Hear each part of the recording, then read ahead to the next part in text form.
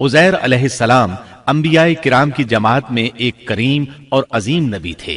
अल्लाह ताला ने उन्हें एक बस्ती की तरफ चलने का हुक्म दिया। वहां पहुंचे तो बस्ती वीरान थी, बेआबाद थी। अब ये हैरान हुए कि मुझे यहाँ किस लिए भेजा गया। ऐसे में ख्याल आया अल्लाह ताला इस मुर्दा बस्ती को कैसे जिंदा फरमाएंगे। ये ख्याल ताज्जुब के तौर पर था। अल्लाह ताला सूरतुल बकरा आयत 259 में फरमाते हैं, या उस शख्स की मानिंद के जिसका गुजर उस बस्ती पर हुआ जो छत के बल औंधी पड़ी हुई थी। वो कहने लगा कि उसकी मौत के बाद अल्लाह ताला उसे कैसे जिंदा करेगा। तो अल्लाह ताला ने उसे भी मौत दे दी 100 साल के लिए। फिर उसे उठाया, पूछा तुझ पर कितनी मुद्दत गुजरी। कहने लगा एक दिन या दिन का कुछ हिस्सा। अल्लाह ताला ने फरमाया तू 100 साल तक ठहरा रहा। फिर अब तू अपने खाने पीने को देख कि ये बिल्कुल खराब नहीं हुआ, और अपने गधे को भी देख, हम तुझे लोगों के लिए एक निशानी बना रहे हैं। तू देख कि हम हड्डियों को किस तरह जोड़ते हैं, फिर उन पर गोश्त चढ़ाते हैं। जब ये सब जाहिर हो चुका तो कहने लगा मैं जानता हूं अल्लाह ताला हर चीज पर कादिर है। अल्लाह ताला ने नींद की हालत में उज़ैर अलैहिस्सलाम की रूह कब्ज की थी, इसलिए उन्होंने जवाब देते वक्त समझा कि शायद वो सो रहे हैं। उन्हें ये एहसास भी न हुआ कि मैं तो इतना अरसा मुर्दा रहा हूं। जब वो सोए थे तो सुबह का वक्त था। जब दोबारा जिंदगी मिली तो असर के वक्त आंख खुली। इसीलिए अल्लाह ताला के सवाल के जवाब में उन्होंने कहा मैं एक दिन या दिन का कुछ हिस्सा सोया रहा हूंगा। अल्लाह ताला ने फरमाया अपने खाने और गधे को देखो, खाना बहुत जल्द खराब हो जाता है, लेकिन 100 साल गुजरने पर भी खाना बिल्कुल ताजा था, जबकि आपके गधे की हड्डियां बिखरी पड़ी थीं। अचानक उनके सामने देखते ही देखते हड्डियां हरकत करने लगी, फिर जुड़ने लगी। गधे का ढांचा तैयार हो गया तो उस पर गोश्त चढ़ने लगा। इस तरह गधा जिंदा हो गया और आवाज देने लगा। ये देखकर उज़ैर अलैहिस्सलाम पुकार उठे, वाकई मेरा परवरदिगार हर चीज पर कादिर है।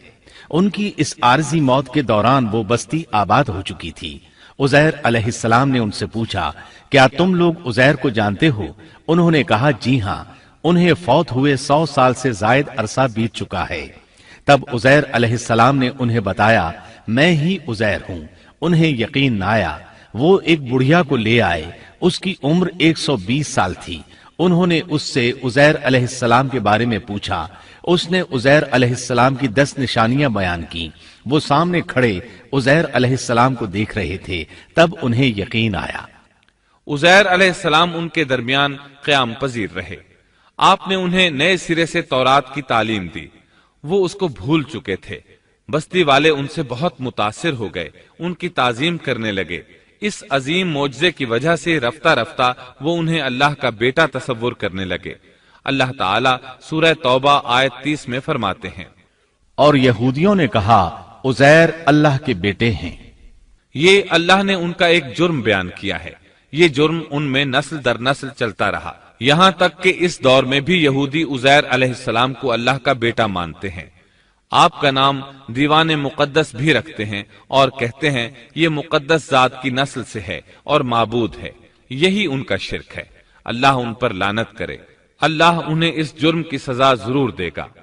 इंसान कितने ही बुलंद बाला मकाम पर पहुंच जाए और अल्लाह ताला के साथ उसे ज्यादा से ज्यादा कुर्ब हासिल हो जाए, तब भी वो अल्लाह का बंदा ही रहता है।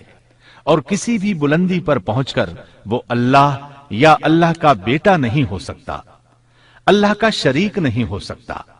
अल्लाह जल्ल शानुहु की जात पाक वहदहु ला शरीक है और बाप बेटे की निस्बतों से पाक है। लिहाजा इंसान की सबसे बड़ी गुमराही ये है कि वो जब किसी बरगुजीदा इंसान से ऐसे उमूर सादिर होते देखता है जो अक्ल में नहीं आते, तो रोब या अकीदत की बिना पर पुकार उठता है कि ये हस्ती तो खुद अल्लाह है जो इंसानी शक्ल में आई है, या उसका बेटा है, या अल्लाह ताला की शरीक है। वो ये नहीं सोचता कि बिलाशुबह इन वाकयात का जारी होना अल्लाह की ताकत के जरिए है, जो बतौर निशान उस बरगुजीदा इंसान के हाथों जारी हुए। इसके बावजूद ये न अल्लाह है न अल्लाह का बेटा, बल्कि उसका एक पसंदीदा बंदा है। اور یہ امور اللہ تعالیٰ کے خاص قوانین کے تحت صرف اس کی تائید اور اس کی صداقت کے لیے ظاہر ہوتے ہیں، ورنہ وہ بھی اللہ تعالیٰ کے آگے اسی طرح مجبور ہے جس طرح دوسری مخلوق۔ قرآن کریم نے سیدنا عیسیٰ علیہ السلام کی حقیقت سورہ آل عمران کی آیت 59 میں اس طرح بیان کی ہے: اللہ کے نزدیک عیسیٰ علیہ السلام کی مثال آدم علیہ السلام کی سی ہے کہ اللہ نے انہیں مٹی سے پیدا کیا اور حکم دیا کہ ہو جا، اور وہ ہو گئے۔ مطلب یہ کہ اللہ کا بیٹا اگر کسی کو کہا جا سکتا تو آدم علیہ السلام کو کہا جانا چاہیے تھا، لہذا کسی نبی کے بارے میں یہ عقیدہ رکھنا کہ وہ اللہ کا بیٹا ہے بالکل فضول اور باطل ہے۔